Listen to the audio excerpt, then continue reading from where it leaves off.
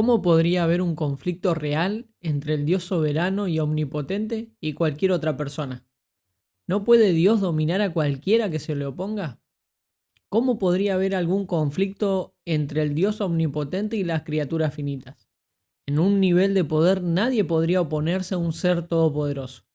Cualquier conflicto entre el Dios omnipotente y los demás podría no ser de puro poder, sino de otro tipo. Entonces, ¿de qué naturaleza es el conflicto? La Escritura describe el conflicto como una disputa sobre el carácter moral y el gobierno de Dios. Se han presentado acusaciones ante el Concilio Celestial alegando que Dios no es del todo bueno, amoroso o justo. La primera de muchas calumnias la presenta la serpiente en Génesis 3. Seguramente no morirás. Si se cree a la serpiente, Dios es un mentiroso que realmente no quiere lo que es mejor para Eva. Por el contrario, afirma la serpiente, Dios quiere retener algo bueno para Eva, es decir, el conocimiento, con el fin de oprimirla. Ella debería ser como Dios, pero Dios se lo está impidiendo. Como explica Longman, la serpiente, como la Escritura dice en Apocalipsis 12:9, deja en claro que no era un animal ordinario, sino más bien una encarnación del maligno, el mismo Satanás. Jesús hace alusión a Génesis 3 cuando describe al diablo como homicida desde el principio, mentiroso y padre de mentira.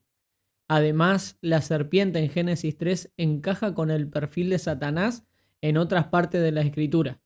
La serpiente calumnia el carácter de Dios, engaña y tienta a Eva, y dirige la creación de Dios en el mal, reflejando la descripción de Satanás a lo largo de las Escrituras como el acusador y calumniador original, el engañador y tentador del mundo entero desde el principio y el usurpador de este mundo.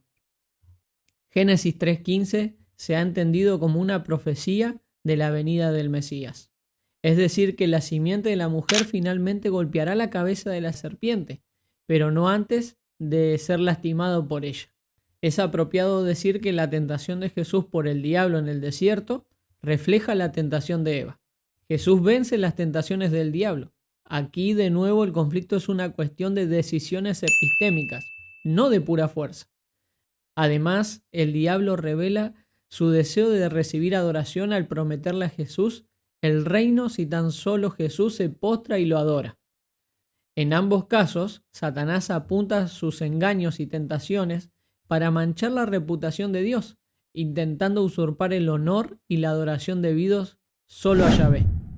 Aquí y en otros lugares, el conflicto se describe como una batalla de ideas, con por lo menos dos temas principales. Primero, cargas cósmicas contra el carácter de Dios, y segundo, el deseo del enemigo de usurpar la adoración de Dios como rey. Desde Génesis hasta Apocalipsis, las preguntas sobre el carácter de Dios y su gobierno se levantan en el cielo y en la tierra. Las acusaciones calumniosas del enemigo son de naturaleza epistémica. No pueden ser respondidas efectivamente por cualquier demostración de poder, por grande que sea. De hecho, ninguna cantidad de poder ejercida por un rey demostraría a sus súbditos que no es injusto. Ninguna demostración de poder ejecutivo puede limpiar el nombre de un presidente acusado de corrupción. Un conflicto sobre el carácter no se puede resolver por puro poder, sino que requiere una demostración. Antes de que Dios ejecute su juicio, ya sea positiva o negativamente, hacia un individuo o un pueblo, primero lleva a cabo procedimientos legales, no para que él pueda conocer los hechos, sino para revelar a la audiencia pública, por así decirlo, que él es justo y equitativo en todos sus tratos. En Job capítulo 1, Satanás aparece ante el concilio celestial como parte de una disputa aparentemente en curso con Dios. Considerando que Dios declara a Job irreprensible y recto, Satanás afirma que Job no es sincero, lo que equivale a una acusación no solo contra Job, sino también contra el juicio de Dios. Dios responde a los cargos de Satanás ante el concilio celestial al aceptar que Satanás pruebe su teoría dentro de ciertos límites. Sin embargo, a pesar de numerosas aflicciones horribles por parte de Satanás, Job permanece fiel, falsificando así las acusaciones de Satanás. Esta escena muestra que a la gente buena le pasan cosas malas, que falsifica la teología de la retribución expuesta por los amigos de Job. Satanás, no Dios, es el antagonista que instiga y causa estragos.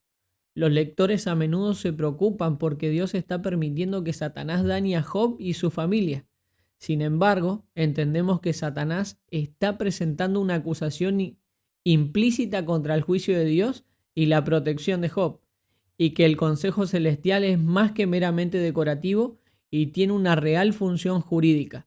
Se sigue que Dios no está haciendo estas decisiones unilateralmente, pero está respondiendo a las acusaciones de Satanás y a las peticiones ante el concilio celestial. En Job, Satanás posee el poder de obrar el mal en este mundo como su gobernante temporal, pero solo dentro de los límites que se negocian abiertamente y que son modificados ante el concilio celestial. Al principio, los límites preexistentes en la jurisdicción de Satanás estaban en su lugar, incluyendo un cerco alrededor de Job y sus pertenencias. Luego, los parámetros se modificaron 2 veces ante el concilio celestial. Estos parámetros o reglas de participación son el producto de una negociación en el contexto de una sala de audiencia. Dios acuerda ante el concilio celestial extender la jurisdicción de Satanás. Dios no puede moralmente evitar que Satanás ejerza el poder dentro de esa jurisdicción. Aquí entonces, el poder restringido de Satanás como el gobernador temporal de este mundo funciona dentro de algunas dinámicas llamadas reglas de compromiso, que son conocidas tanto por Dios como por Satanás, pero que generalmente son desconocidas por nosotros. Estas reglas de compromiso no son establecidas unilateralmente por Dios, sino que están sujetos a una negociación ante el concilio celestial. No es coincidencia que tanto Job 1 y 2 como Zacarías capítulo 3, el único de los pasajes del Antiguo Testamento que contienen la palabra Satán, representa una disputa y juicio, escena en la que Dios reprende las acusaciones del enemigo contra su pueblo e indirectamente contra el juicio de Dios a favor de su persona. El apóstol Pablo parece entender su sufrimiento en el ministerio como una exhibición en los procedimientos del juicio cósmico. Mientras escribe a la iglesia en Corinto, Dios nos ha exhibido a nosotros apóstoles en último lugar, como hombres condenados a muerte, porque nos hemos convertido en un espectáculo para el mundo, tanto para los ángeles como para los hombres. El testimonio de Pablo aquí no es meramente para los hombres, sino que funciona como un espectáculo, un teatro para el cosmos, incluyendo a ángeles también. Este marco da sentido a la afirmación que posteriormente el apóstol Pablo dice, ¿no?, de que nosotros vamos a juzgar a los ángeles. Además, este concepto de prueba cósmica podría sugerir un marco más amplio para el Nuevo Testamento, donde pide que los cristianos sean testigos y testifiquen, junto con otras imágenes frecuentes de los procedimientos judiciales. Richard Vaughan escribe que en el Apocalipsis el mundo es una especie de sala de audiencia en la que se está discutiendo la cuestión de quién es el Dios verdadero.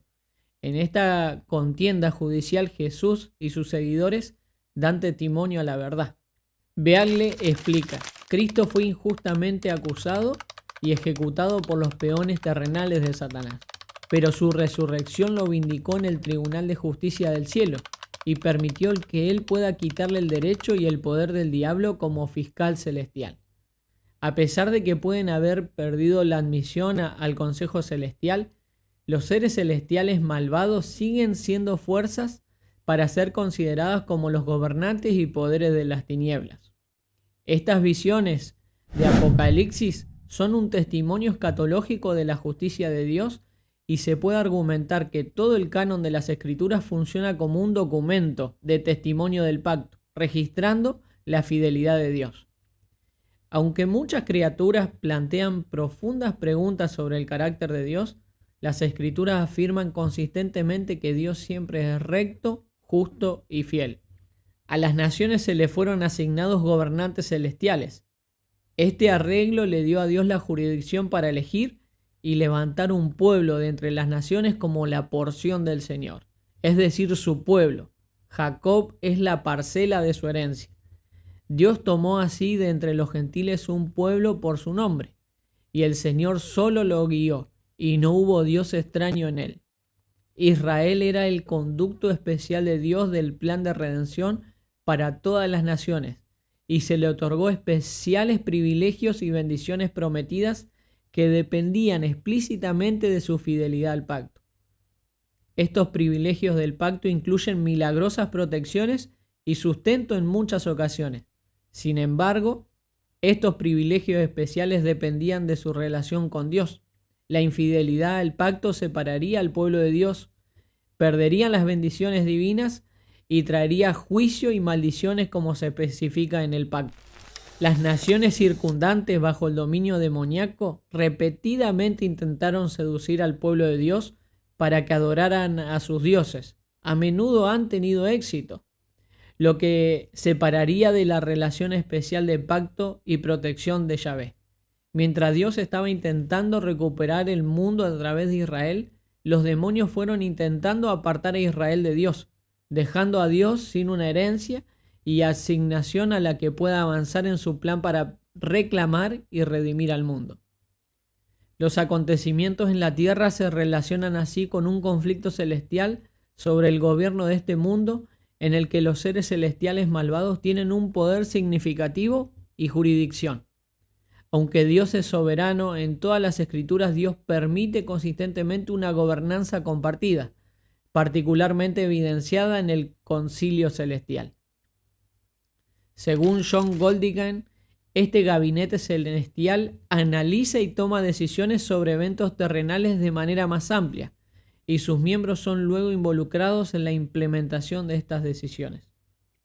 Ahora que hemos visto que la disputa cósmica es principalmente un conflicto epistémico sobre el carácter de Dios, el modo de operación de Dios tiene sentido. Dado que el mismo carácter y gobierno de Dios ha sido desafiado, tiene sentido que opere de manera transparente, de manera que involucre a los seres celestiales, permitiéndole a ellos y a otros ver que Dios es completamente justo y amoroso. Hacerlo implica parámetros o reglas de enfrentamiento, en los que las acusaciones puedan ser resueltas y derrotadas de una vez por todas. Hemos visto hasta ahora que el conflicto cósmico es principalmente una disputa sobre el carácter de Dios, impulsado por acusaciones demoníacas contra su justicia y gobierno. En la medida en que Dios mantenga su compromiso de libertad epistémica, el uso de la fuerza no puede hacer nada para contrarrestar tales acusaciones, por lo que se requiere una otra estrategia para hacer frente a esas acusaciones. Así, en el caso de Job, Dios permite que tales alegaciones tengan una audiencia ante el concilio celestial y ser exhibido para que las criaturas puedan tomar sus propias decisiones. Para responder a tales acusaciones cósmicas, Dios permite a Satanás parámetros dentro de los cuales él podría exponer su caso. Para que un ser finito pueda presentar tal caso contra el Dios omnipotente, debe haber parámetros consistentemente para que ese ser finito pueda operar. El ser finito se le debe conceder alguna jurisdicción que el ser omnipotente se compromete a no anular. Esto es exactamente lo que vemos en Job capítulo 1 y 2. Satanás es inicialmente restringido y luego trae solicitudes al concilio celestial para tener más licencia para demostrar sus cargos. Esto demuestra no solo que Satanás trabaja dentro de los límites que él y Dios conocen, pero que en estas reglas de enfrentamiento pueden ser modificadas por acuerdos ante el concilio celestial. Las acusaciones exigen reglas de enfrentamiento que proporcionen los parámetros en que las alegaciones puedan probarse verdaderas o falsas a través de demostración. Por consiguiente, Dios se compromete a permitirle al diablo jurisdicción especificada, incluidos los parámetros acordados dentro de los cuales ellos trabajan, que el autor llama reglas de compromiso del pacto. La descripción de estas reglas de enfrentamiento como pacto significa que son parte de un acuerdo bilateral entre partes que efectivamente limitan la acción de ambos y que ninguna de las partes puede unilateralmente cambiarlo. Este marco nos permite dar sentido a muchos de los pasajes de la Escritura donde la acción de Dios parece estar restringida y recíprocamente donde el poder y la autoridad o jurisdicción del reino de las tinieblas parece ser bastante robusto. Junto al caso de Job, Daniel capítulo 10 presenta un ejemplo sorprendente de tales reglas de compromiso. Allí un ángel de Dios se demora 3 semanas porque el príncipe de Persia, aparentemente un gobernante celestial detrás del gobernante terrenal de Persia, le resistió. Como Longman dice, aunque el reino divino escuchó y comenzó respondiendo inmediatamente a las oraciones de Daniel 3 semanas antes, hubo un retraso debido a un conflicto, un obstáculo en forma del príncipe del reino persa. Longman pregunta, ¿qué poder podría resistir a Dios durante 21 días como aparentemente había hecho el príncipe del reino persa? Al ser todopoderoso, Dios posee el poder absoluto para responder a Daniel inmediatamente. Sin embargo, la Biblia presenta aquí un conflicto real entre la fuerza de la bondad y la oscuridad, que continúan incluso después de este episodio. Para que se produzca tal conflicto, Dios no debe estar ejerciendo todo su poder, y al enemigo se le otorga cierta libertad, poder y jurisdicción genuinos que no son eliminados caprichosamente, pero se rigen por algunas reglas de enfrentamiento que son conocidas por ambas partes, cuyos detalles no son revelados.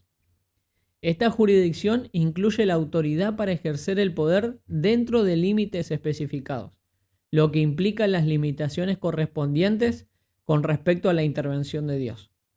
Hay muchas otras indicaciones de reglas de enfrentamiento esparcidos por toda la Escritura, incluyendo, notablemente, 1. La afirmación del diablo mientras tentaba a Jesús. Te daré todo este dominio y su gloria porque me ha sido entregado y a quien yo quiero le doy. 2. La naturaleza explícitamente dispuesta de la tentación de Jesús, incluyendo la declaración cuando el diablo hubo terminado toda tentación, lo dejó hasta el momento oportuno. 3. La respuesta de los demonios al encontrar a Jesús, revelando que hay parámetros de tiempo. ¿Qué negocios tenemos entre nosotros, hijo de Dios? ¿Has venido a atormentarnos antes de tiempo? 4. La afirmación de que el diablo sabe que tiene poco tiempo. 5. La declaración de Jesús a Pedro. Satanás ha pedido permiso para zarandearos como a trigo. 6. El hecho de que Jesús no podía hacer ningún milagro en Nazaret, excepto que puso sus manos sobre unos pocos enfermos y los sanó, junto con las indicaciones de que expulsar demonios solo se puede dar, en ciertos casos, por medio de la oración, el ayuno y la extensión de la fe. Y 7. La explicación de Pablo de que Satanás lo estorbaba a él y a sus compañeros de viaje, de ir a Tesalónica como ellos deseaban hacerlo. Estos casos indican una jurisdicción significativa que posee el enemigo dentro de límites específicos. De hecho, según Apocalipsis, esta importante jurisdicción del enemigo ha estado trabajando entre bastidores a lo largo de toda la historia. El dragón no solo lucha contra Dios y sus siervos, sino que también se le presenta como el gobernante usurpador de adoración detrás de los reinos terrenales que persiguen al pueblo de Dios a lo largo de todos los siglos. El dragón dio su poder, su trono y gran autoridad para la bestia que sale del mar. Y toda la tierra adoró al dragón porque dio su autoridad a la bestia y adoraron a la bestia. En particular, esta bestia marina es una bestia compuesta, formada por características de las 4 bestias de Daniel capítulo 7, como un leopardo, con pies como de oso, boca de león y 10 cuernos. Daniel 7:17 explica que estas 4 grandes bestias son 4 reyes que se levantarán de la tierra. La bestia marina parece encapsular estos reyes o reinos que persiguen al pueblo de Dios y luchan contra el reino de Dios, con el gobernante dragón de pie detrás de ellos. Como señala Beasley, el dragón de Apocalipsis 12 era visto como la fuerza suprema detrás de los reinos terrenales del mundo. Además, Beasley comenta la afirmación de que los reinos de Persia, Grecia y Roma tenían contrapartes celestiales. Esto sugiere que todos ellos eran títeres de una fuerza celestial maligna. Incluso cuando el mal satánico se expresó a través de los reinos de Asiria, Egipto, Babilonia, Persia, Grecia, Sodoma y Roma, este sistema del mal continuará manifestándose aún en reinos futuros del mundo. Aquí Satanás el dragón da poder y autoridad para gobernar sobre las naciones a una bestia, que representa los reinos terrenales que persiguen al pueblo de Dios, que se ejercita para usurpar la adoración de Dios, blasfemar el nombre de Dios y guerrear contra los santos de Dios por un periodo de tiempo. En la medida en que Satanás posee esa jurisdicción sobre los reinos terrenales, la jurisdicción de Dios es correspondientemente limitada. Allí también hay limitaciones correspondientes sobre Satanás y sus secuaces, incluyendo límites temporales. Satanás sabe que le queda poco tiempo. Este interesante podcast que hemos experimentado hoy es el producto de la lectura de un libro que se llama La Teodicea del Amor de Dios, de John Peckham.